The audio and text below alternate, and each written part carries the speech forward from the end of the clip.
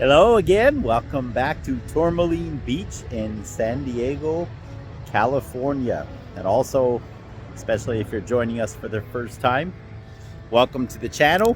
Obviously, I am not in Chris's granite paradise right now, but I'm glad you're coming along. We're out for another rock hunting adventure. Several days ago, I did a video of the geology of Tourmaline Beach, looking at the cliffs and a little bit at the rocks, but mostly at the geology that we see in the cliffs. So today I got dropped off by my friends for an hour or so back here at Tourmaline Beach, and we're going to look at some of the rocks. We're on a digital rock hunting quest.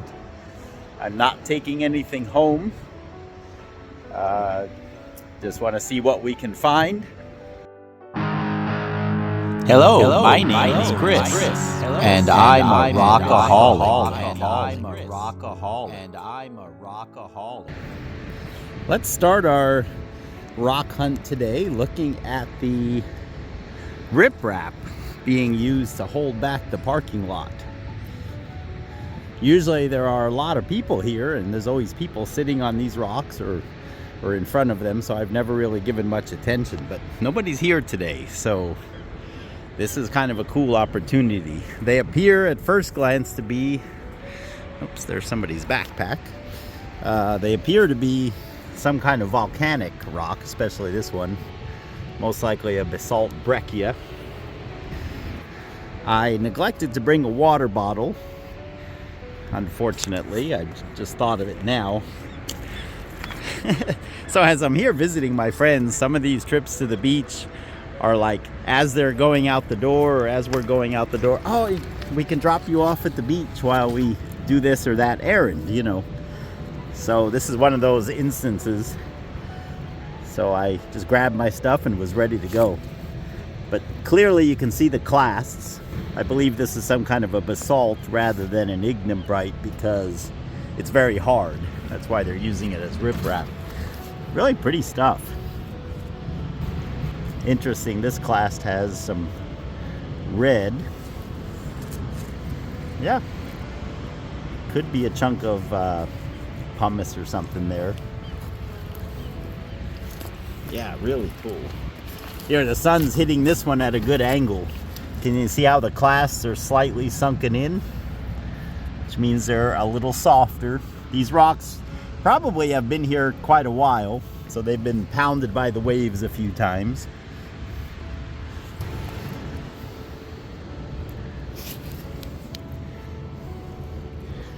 Yeah, this is definitely basalt. This has vesicles and clasts in it. Yeah, look at this. I always like when the clasts are very different than the surrounding basalt. So this is a chunk of obviously very different rock material. I guess we could call this a xenolith, which basically means a chunk of foreign or different rock type mixed in with a magma. Yeah, that's a nice example there. Now this rock is quite a bit more rounded. I'm sure these rocks were rough when they put them here, but the storms here are violent. I mean, the waves slam up against these cliffs, as you see frequently in the news, where these homes that are right along the edge are often in danger of collapse. So these rocks have been pounded, and these lower ones are significantly more rounded than the ones up there. So even in this short amount of time, I don't know in what years they piled these rocks here. It's been a while. Here's another nice, that looks like granite. That is a granite clast in the green basalt. And then look at this one.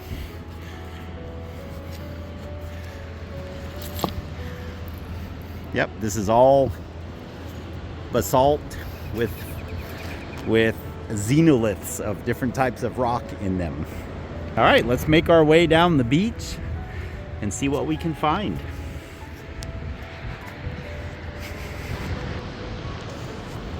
If you have not watched part 1 to this video, I want to point you in that direction. We really take a good look at the geology of these cliffs and the conglomerate layers that are visible in different places, the fossilized river channel.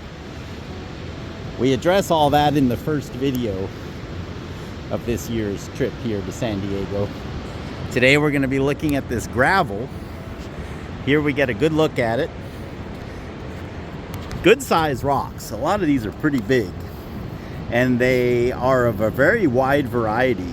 I would compare it almost to the Yellowstone River in terms of there are sedimentary rocks, metamorphic rocks, a lot of volcanics, rhyolites, basalts. Very colorful mix. Yesterday we were at Scripps Beach.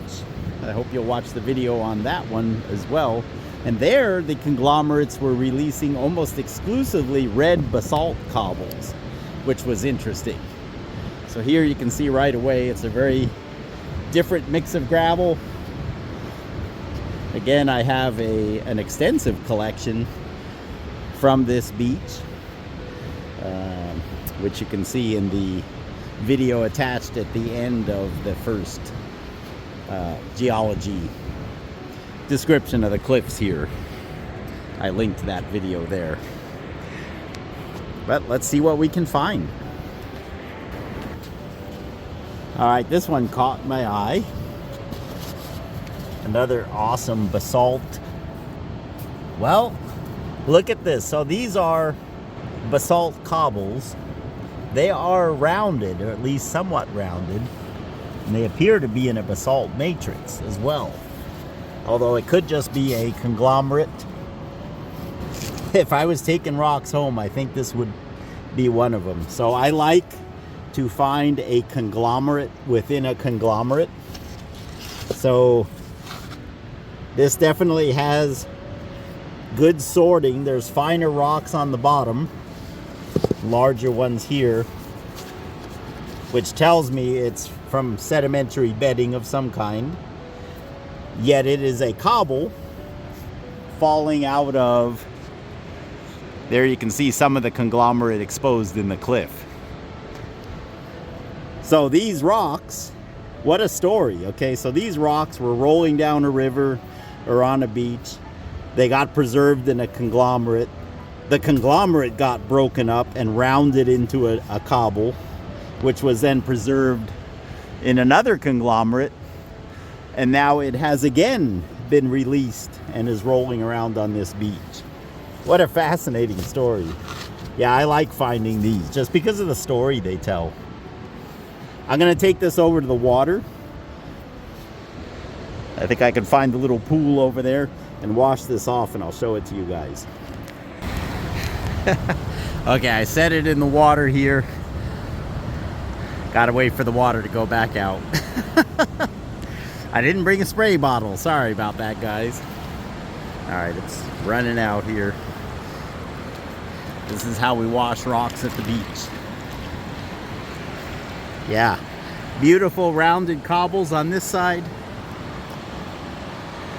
Look at the structure. Almost looks a little platey. Then on this side, much smaller. It's not very colorful. In fact, it's got sand all over it. In the water again.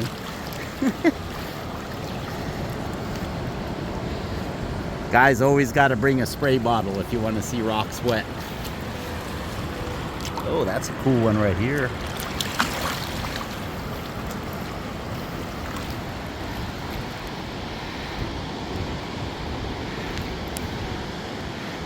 Never forget to watch the waves. It's really pretty.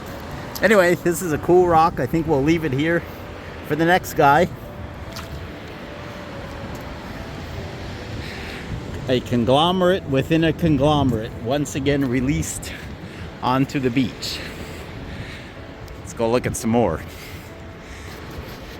Here's another nice rhyolite.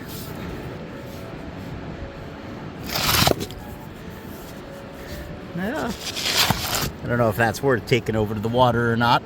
It's a kind of a greenish gray. Most likely a basalt, just because of how dark it is.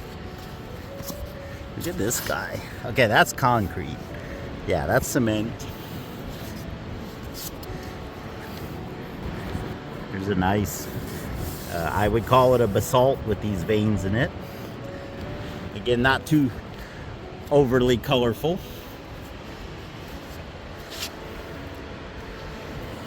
Wow, that's cool. This is an exfoliating granite. So granite, one of the ways it weathers is it exfoliates, either from frost or heat. Any number of things can cause the outer layers to peel off. And so you get this kind of an effect. I've never seen one here, at least not that vivid. I think it's more common in colder climates. But remember, these gravels are from prehistory. So who knows what the climate was like if this was a mountain environment at one time. This could be a fossilized remnant of cold weather right here. Interesting, to say the least.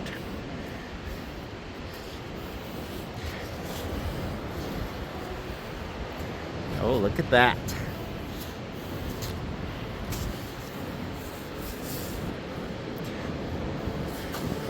That is another one of those gray conglomerates, I think.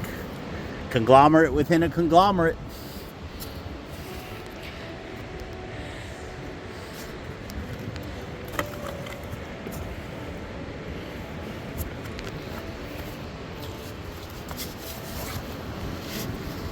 When I first came to San Diego, I really loved the concretes, the cement. You can tell the cement because the rocks are really well sorted, not to mention the color. But they're just too perfect to be a conglomerate. Conglomerates will usually show some sign of riverbed structure, you know. Here's some nice granites. You don't imagine, look at that, not a single crack in this granite cobble. That would make a nice bowl just because of its shape. Another one right next to it. And look at these bricks, still attached, and yet rounded.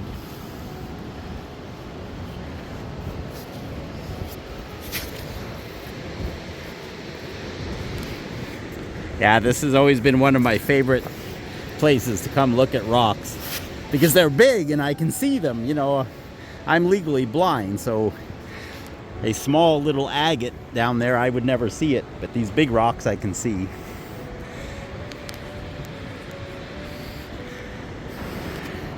Here's one of interest. So if you watch the video on Scripps Beach, I show the conglomerate that's falling off the cliff, and it's predominantly these redder clasts. And this almost looks like that conglomerate. I mean, I know the rocks do migrate down the beaches, but this is an awfully big piece. It could also just be colored cement. Maybe they put black coloring in it or something. But I'm suspecting that this is that conglomerate. Another conglomerate within a conglomerate. Very cool.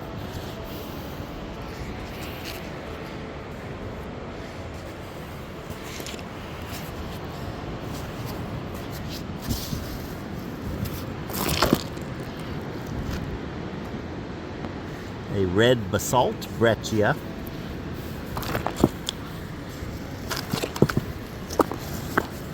Can't do it with one hand, guys. Not too exciting.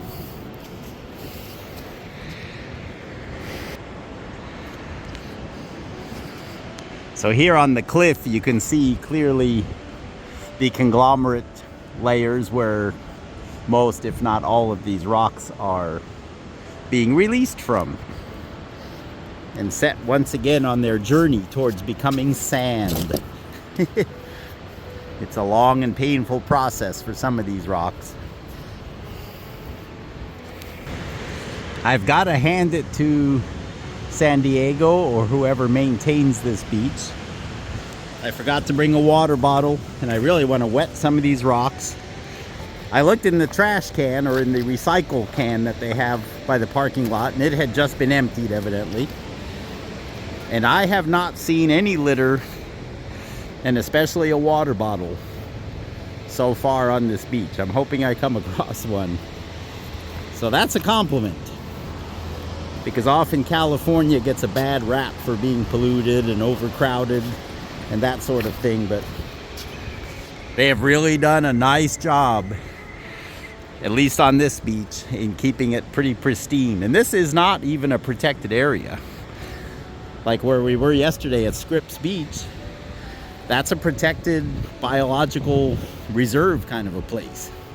So you'd expect it to be pristine, but this is just a public beach, and it's, at least today, it's beautifully clean. I have not come across a water bottle, and those are usually laying everywhere. So kudos to whoever does the work here. Beautifully done. This is a close-up of a piece of the conglomerate. One of the ways to tell the conglomerate from the concrete is that the rocks are of quite different sizes, but also look how the rocks fall out and leave their imprints. Usually the people who make concrete use more angular material just to avoid that happening, I suppose. But also note that many of these are lined with like a calcium deposit, especially where the rock fell out, and then immediately surrounding where the rock was, there's kind of a mineral layer, which implies that the rocks had been there for a very long time. You don't see that in cement. That's a nice little piece. I'd kind of want to take a piece like this home because it's a beautiful sample, but I brought some home years ago, and it does not take the frost well. The water gets into this sandstone, and then it freezes, because of course it doesn't freeze here, and it doesn't take the climate very well. Here you could really see, it almost looks like shells because of that white lining on the inside. Interesting. Interesting geology for you guys. Again, these are falling from up there. Here are a couple of beautiful specimens right next to each other. Here we see a large, very well-rounded piece of the conglomerate. Yeah, it's a pretty solid chunk. Colorful rocks in there too. Todd, if you're watching this, I'm really hoping to find an orbicular gabbro or granite. You asked me about researching that material.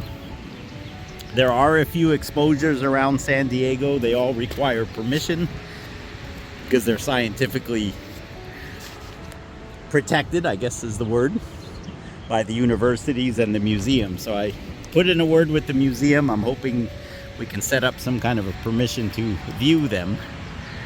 But I'm hoping something washed down to the beach at some time in the past. This would be the place to find it.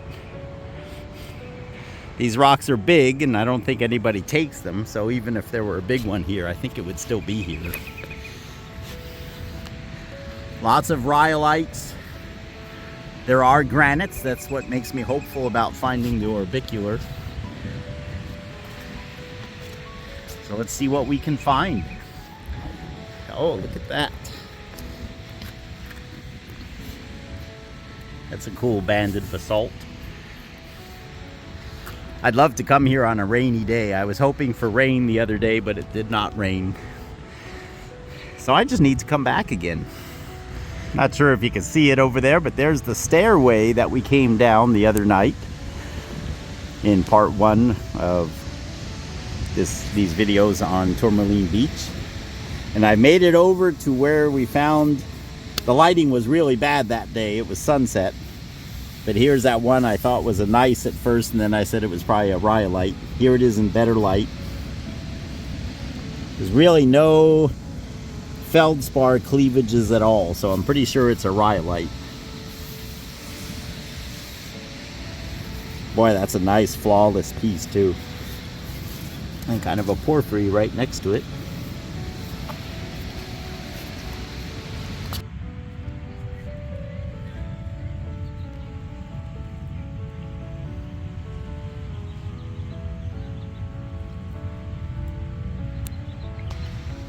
Now that is a treasure. So this is a black and green. I can tell it's a pretty vivid green. I'm actually gonna, I have time, so I'm gonna climb to the top of those steps and check the trash cans up there. See if I can find a water bottle. But anyway, in case I can't find this rock again, that would be really vivid. Oh, that's a beautiful piece. No cracks.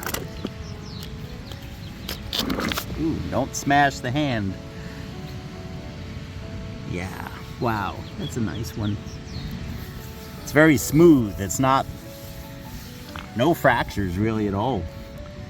Imagine a bowl made out of that.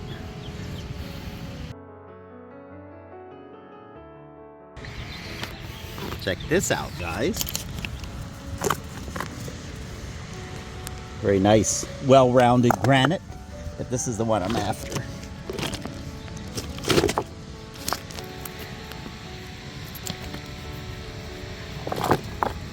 Ooh, finger smasher.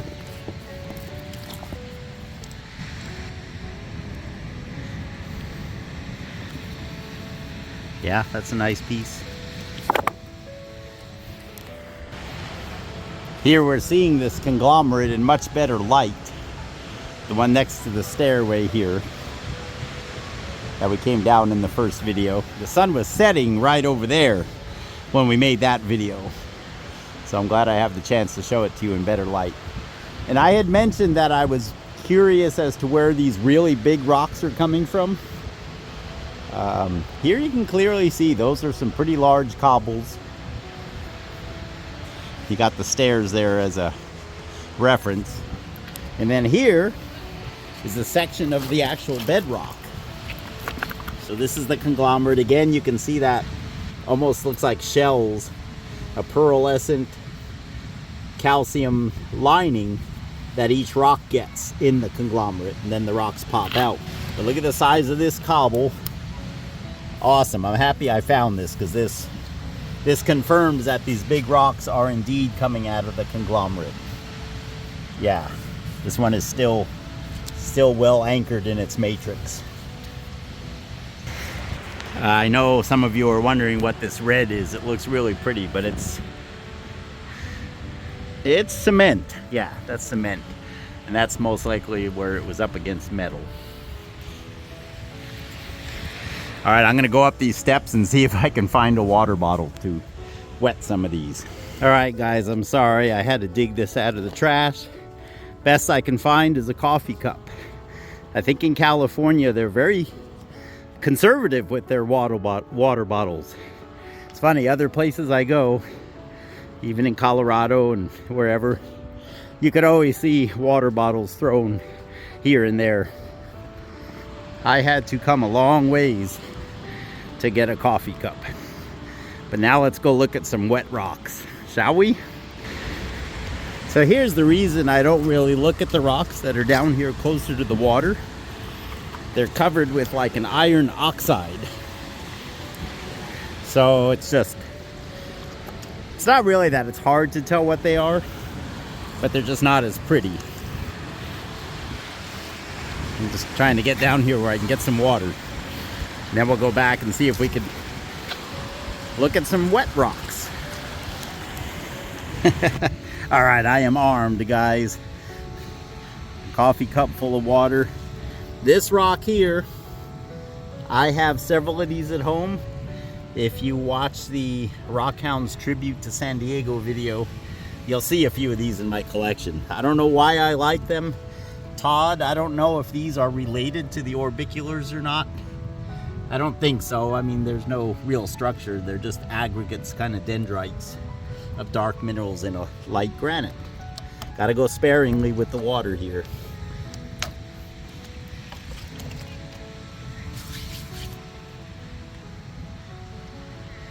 Yeah, it's just a white granite with the spots. Always one of my favorites. Like I said, I've got a few of them at home. Again, here's a beautiful chunk of the matrix conglomerate that these are popping out of.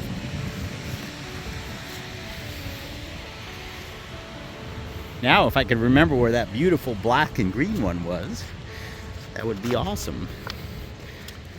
The danger in looking for a specific rock is that you'll look at one right next to it and not see it. And I don't like to do that. Here's an interesting piece. It appears to be probably quartz, maybe quartzite. Extremely weathered. Let's get a drop on it.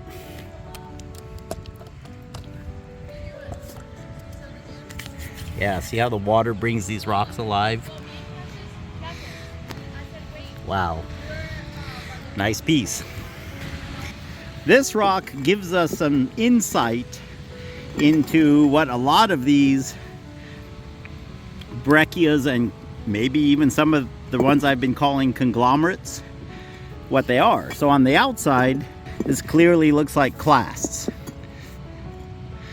And probably if the rock hadn't been broken in half, I might be tempted to think it was a conglomerate. What do you guys think? So here is a break. And it's obviously just a basalt. It's a basalt with clasts in it, but on the fresher break, the clasts are pretty much the exact same material as the basalt. A little bit of green perhaps, but yeah, this is another one I would be inclined to take home if I was collecting, just because it's geologically interesting. The difference between the outside and the inside. Cool. Cool specimen. I'm trying to find that beautiful black and green rock. I very rarely can find a rock that I just came across, partly because I don't see good, but also because, you know, you think you're walking down this beach and seeing everything, but you're not. You're only seeing a little tiny narrow line where your eye happens to be going. But we'll find more, such as this one here. That's really pretty. If I can get down to, I'm being very careful with my coffee cup. I had to walk a long ways to find that coffee cup. Like I said, kudos to you people from San Diego keeping this beach so clean. Yeah, I don't know what this would be. It is interesting though. Let's get a little water on it. Seawater.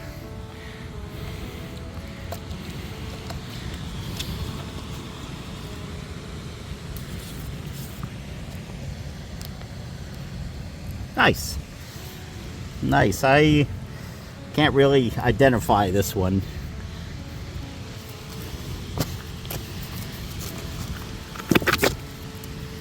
Like I said, someday I need someone to come with me to hold the camera. I can't pull this out with one hand. All right, good news. I was able to find my beautiful black and green basalt here. We'll get a look at it wet.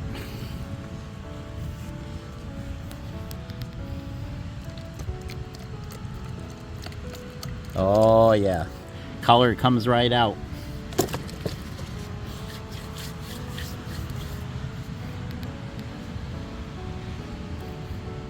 Yeah, it's a very nice color pattern. Beautiful. I'm tempted to take it, except that might weigh about 40 pounds, which would make my bag too heavy even if I were to pay to check it in. That's a nice rock. That's a really nice rock.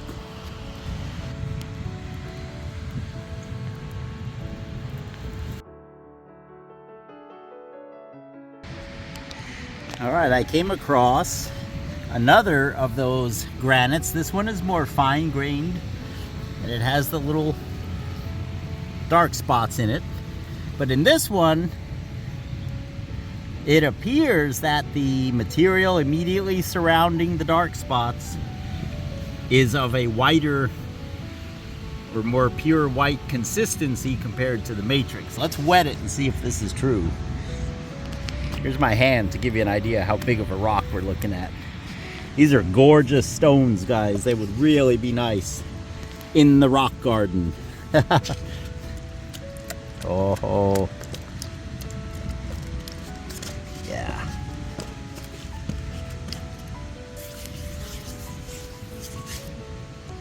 Yes, there is definitely an eye pattern going on here. So in Fort Collins, of course, I have several rocks similar to this where the eyes are magnetite crystals, what we would call the pupil. Here, I don't know what they would be. All I know is that's a really nice piece of the material. Todd from Winnipeg, Manitoba, if you're out there watching this, do you think these structures could actually be the beginnings of orbicular formations in the granitic matrix that would have led to orbicular granite, but they simply did not have the time to develop further alternating layers of mineralization? I believe I have some smaller ones of these at home, but it's just a beautifully vivid granitoid, quoting Adam again, my friend from Oregon, a multicolored granitoid mystery nodule. Definitely granitic because it has a lot of reflections of the feldspar crystals. Let's get some water on it. The seemingly endless possibilities in terms of combinations and percentages of minerals present within any given granitic rock, along with equally varied cooling conditions, lead to an extraordinary array of colors and patterns. Again, one of those that could look like a conglomerate, but now that I saw the one broken half, I know these are a basalt. I like them. I've always been fond of conglomerates, breccias, and things of that nature. So they always catch my eye. Probably like you, Todd, for the orbicular rocks. We each have our particular thing that we're really into. I am literally right below the cliff here, so I don't want to lollygag, but I did see this one. This appears to be maybe a granite, kind of hard to tell. But look at the epidote vein. Of course, in the Rocky Mountains around Fort Collins, we have a lot of this material. First one I've seen here, so that kind of caught my interest. Get some water on it. In my experience around the Rocky Mountains of northern Colorado, almost any type of rock can have these epidote veins going through them. It has more to do with a certain metamorphic process rather than the type of rock, although most of the time they are granitic rocks, which this does not appear to be. Found my way back to this rhyolite. Here it is wet for you. Again, what's neat about it is just the layered structure, and it's got one little crack in it. But other than that, it looks like a pretty solid rock. Nice rock garden stuff down here. Good luck carrying it out, though.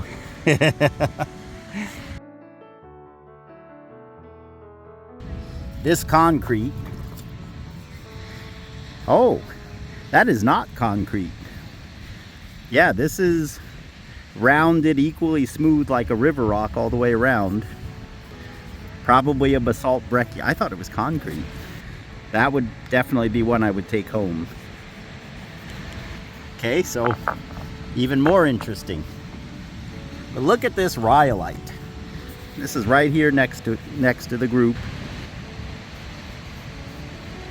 Isn't that beautiful? This rock is super smooth to the touch. Yeah, these are all pieces I would take home if I was taking stuff home. That's a nice banded rhyolite. Wow, just this little stop makes my day. Let me get them wet for you. Here is the volcanic breccia. Again, you can see the clasts and the matrix are the same hardness, so this is likely a basalt or rhyolite. Looks like a rhyolite with basalt clasts, to be honest with you.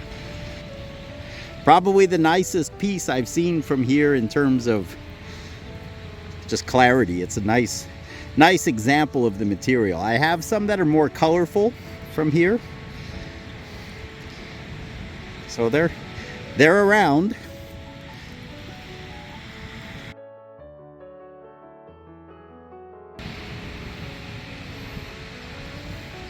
Spectacular rhyolite. This is probably almost gem grade. I say gem grade because it has a nice pattern and it's solid. Probably not vivid enough colors, but definitely a cool rock. Get a few photos.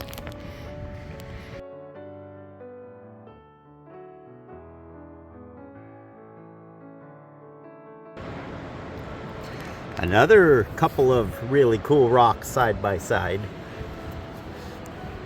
Actually, if I start looking, I know there's probably more than that. Another rhyolite breccia, or basalt breccia, the greenest chunks. Just a colorful, fractured pattern in what is likely a basalt. Here they are wet. Everything is better wet. One of my bucket lists would be to come to Tourmaline Beach on a drizzly day. So much color here. My friends are in the parking lot waiting for me. They finished running their errands. So I'm gonna make my way over. Might find another cool rock or two. Look at that. Talk about a cool rock or two. I'm not gonna be able to get out of here, am I? Let me get this wet for you real quick, and then I'll get going. This would definitely be another one that I would take home if I had the chance. But as you can see, it's probably, I would say a 40 or 50 pound rock. These are all big, you know, that's what's cool about them. That's a stellar basalt breccia. Nice vivid pattern. Nice vivid colors. It's got yellow. Anyway, you guys see it. Eye candy.